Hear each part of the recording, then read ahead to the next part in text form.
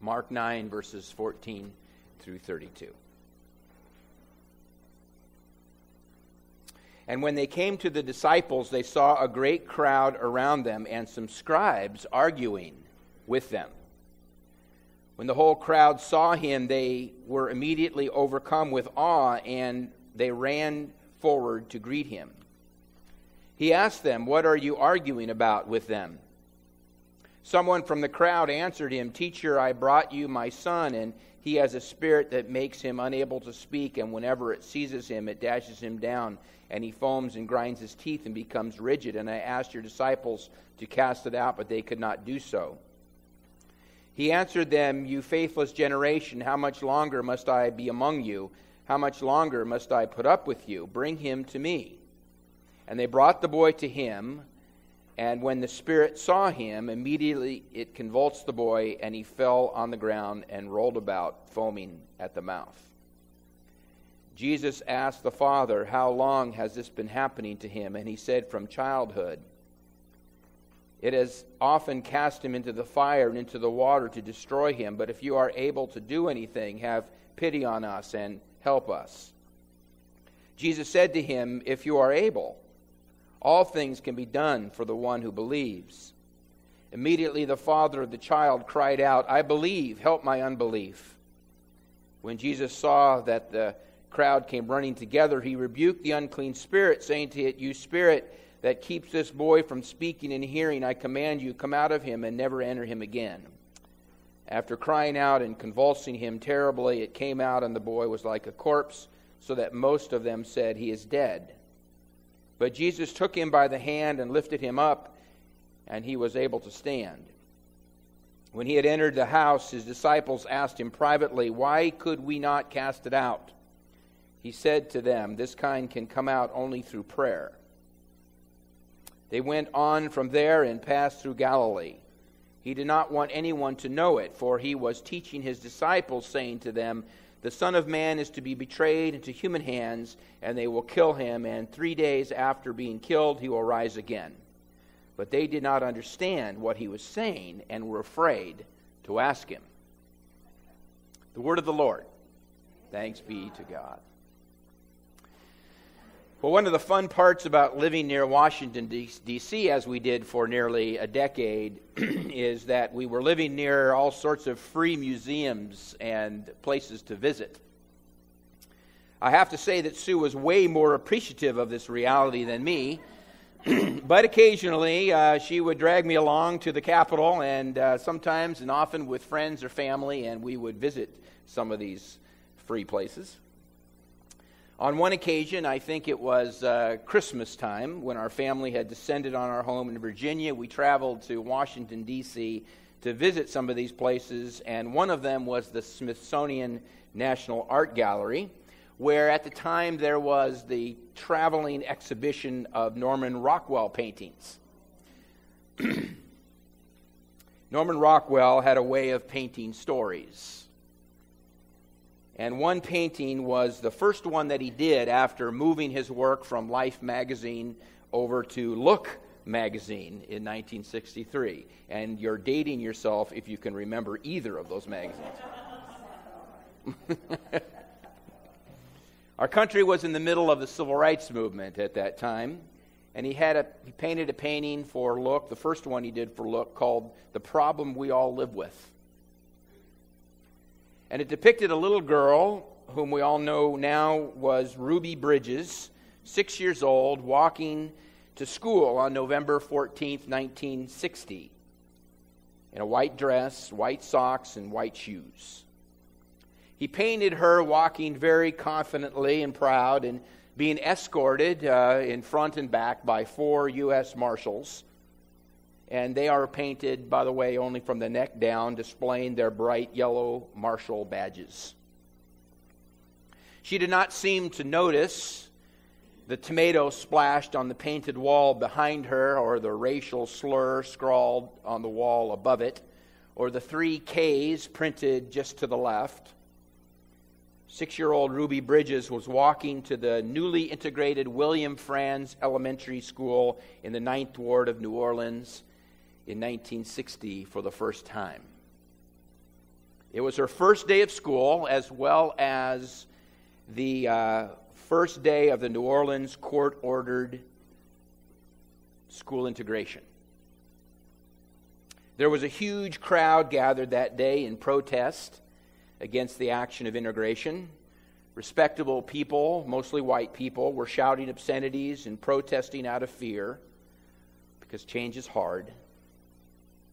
I think what we don't see in the painting, and probably couldn't be captured in a painting,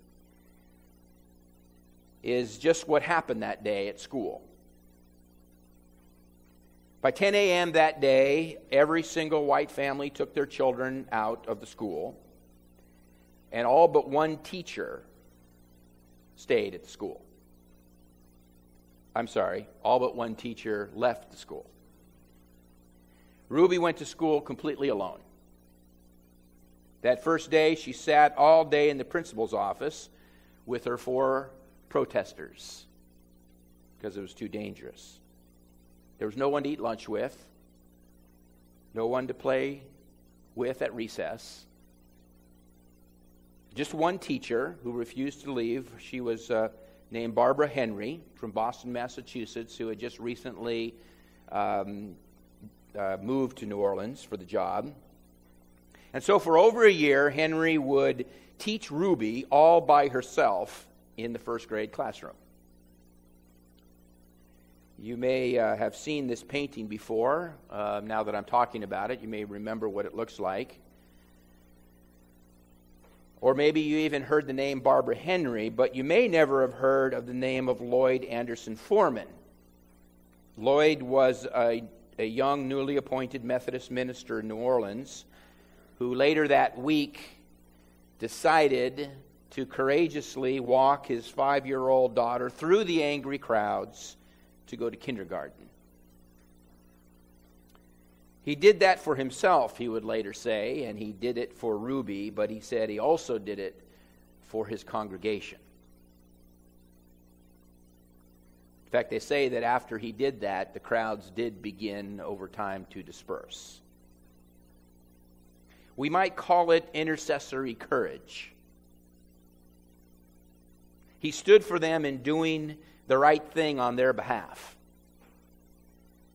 Doing for them what they were, at that time anyway, unable to do for themselves. Sadly, that whole year, only 3 students attended William Franz Elementary. Ruby, Lloyd's 5-year-old daughter, Pam, and one other little girl named Gabrielle, another brave white family in New Orleans. On November 14th of last year, 54 years later, a statue of Ruby Bridges was unveiled at the site of the old William Franz Elementary School. Lloyd Foreman suffered a tremendous persecution during that year, threats to his family and home, so much so that he had to move around for several months and living with other ministers from other towns. It would have been easier for him just to stay home. Had he thought, what good are my actions anyway? I'm only one person. What will this change? It would have been much more peaceful to stay home. But the church has always taught that the best and most powerful acts are small and may not have immediate results, like giving a cup of cold water in Jesus' name. You remember that?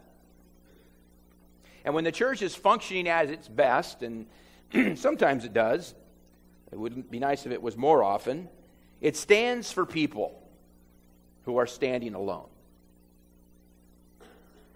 It would have been really nice if, along with those marshals walking with Ruby that day, the painting would have shown maybe the deacons at the local Baptist church walking with her, or members of the nearby Presbyterian or Methodist churches, something, or one of the women's groups.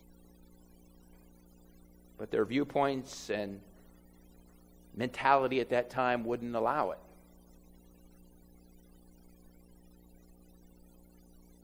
The thing that strikes me most about our text today is something that just hit me as I was reading it. There's so much to talk about in this text, but only one thing stood out, and it's the one thing I want to say to you today. We see Jesus talking to this man about his faith, even though the problem was with his son. I'm not sure I've ever heard a sermon talking about standing in for others with our faith. But I thought about all the other texts where this is very evident. You remember the story of the friends who cut the hole in the roof of the house to let their friend down in front of Jesus who's paralyzed. And you remember what Jesus does. He commends the faith of the friends, even though the paralytic is the one who is healed. When Paul was telling his jailer about the freedom available in Jesus and freedom from guilt and despair and hopelessness, he said, trust the good news to this jailer.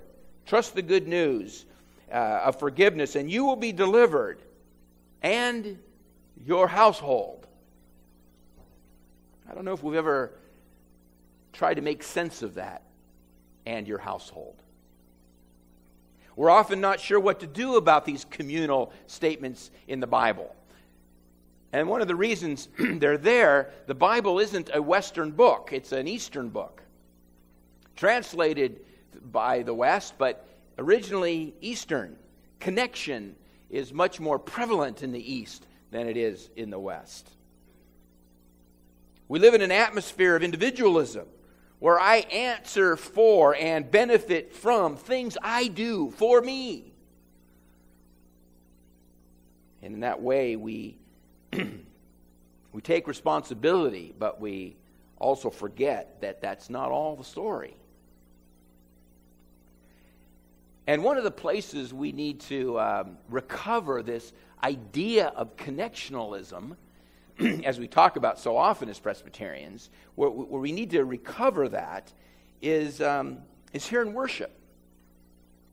What we do here is not only about us. To ask, what am I going to get out of it, is not the only question to be asked, even though it's the most prevalent question that is asked when it comes to worship. Prayer is also what we usually talk about when we could think of connectionalism. Prayer's acting on the belief that standing for people matters, believing for others matters, thinking about others matters. I was thinking about ways that we can emphasize that more as a congregation, or at least pay attention to it a little bit more as a congregation. That I'm here not representing myself, not just for myself. I'm here for the world. You sit here, you participate today for more than just yourself. This is what we do on World Communion Sunday at this time of the year. Probably should do it more often. We pray for others in the world. We stand for them. We stand for them, believing that this action means something, does something. We won't be able to do it perfectly. Even the father in our text admits that his faith is not that strong. Help my unbelief, he says. Seems that with Jesus, just a little goes a long way. He says, that's okay. Just a willingness to consider, just a willingness to think that maybe my actions, my beliefs, my attitudes, my presence has an impact on the larger world. But what if we thought about our connectionalism in that way? What if we thought about faith that way? Not just what it does for me, but what it does for the world. What if by my believing, by my trusting, I'm participating in something bigger than just my well-being?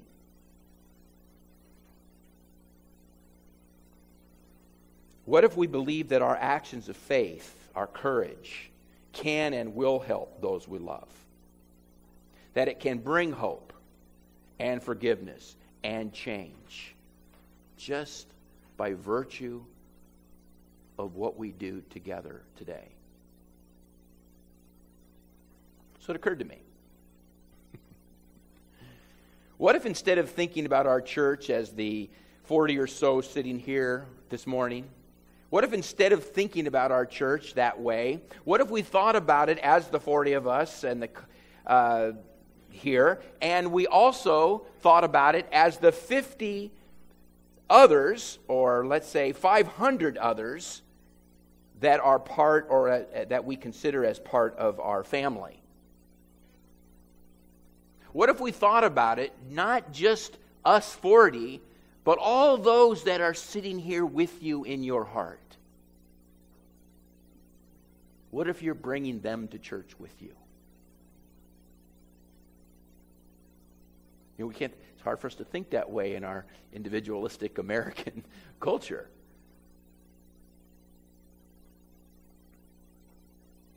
What if we could believe just a little bit? Oh, Lord, help our unbelief.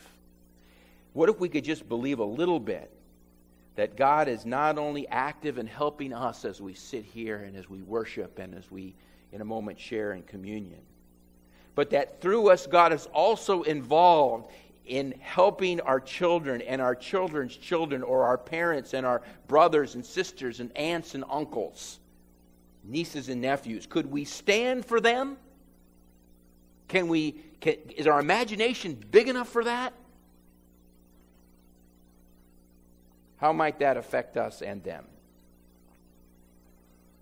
If when we stand here and receive communion today as a sign of God's love and acceptance for us, we were also standing for all those who are a part of our compassionate embrace.